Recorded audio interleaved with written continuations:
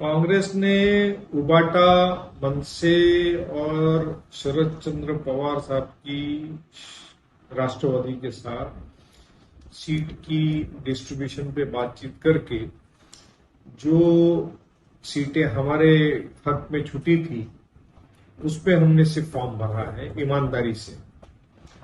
अब कल ये पता लगेगा कि जो डिस्कशन हुआ था उस तरह से ही शिवसेना ने भी उबाटा और राष्ट्रवादी ने और मनसे ने उसी तरह से फॉर्म भरा है कि कुछ ज्यादा भरा है।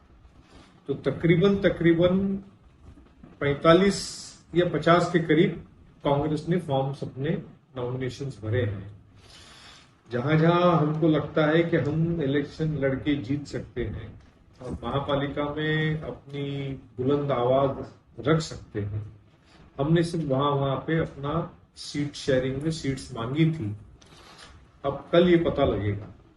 रही बात भाजपा की और शिंदे सेना की, तो पिछले 10 साल से ये दोनों सत्ता में हैं, महापालिका में भी और राज्य में भी, मगर उसके बावजूद किस तरह से सत्ता के लिए लड़ रहे हैं ये पूरा समाज और पूरा शहर देख रहा है।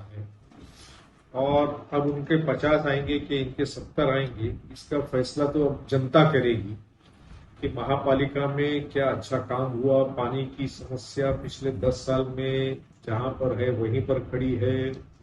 मेट्रो मेरे ख्याल से चर्चगेट से छुटी है लेकिन अभी तक पहुंची नहीं है, तो शायद वो भी आ जाएगी। तो बहुत सारी बातें अभी जब प्रचार शुरू होगा तो हम बताएंगे। हमारी शुभेच्छा है इस महापालिका के चुनाव में सभी उम्मीदवारों, जिस भी पार्टी के हो, सभी उम्मीदवारों को मेरे तरफ से उनको शुभेच्छा है।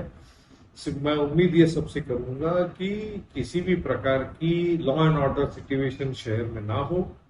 कोई भी जातिवादी, भाषावाद, प्रांतवाद, इस तरह की भाषा का उपयोग ना करें।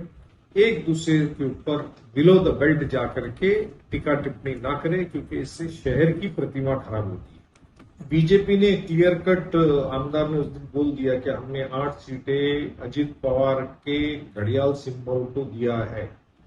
तो वो ये 8 सीटें यही है, 19, 9, 22, 13, ये जो सीटें हैं वहां पर इन्होंने, उनको पता है कि भाजपा के सिंबल पे मुस्लिम माइनॉरिटी का शायद वोट नहीं मिलता है, तो इसके लिए वहां पे अजित पवार के सिंबल से जो नगर सेवक थे जो कांग्रेस से फुट के उधर गए थे, बीजेपी में रहे इतने साल, अभी उन्हीं को अजित पवार के सिंबल से खड़ा किया गया।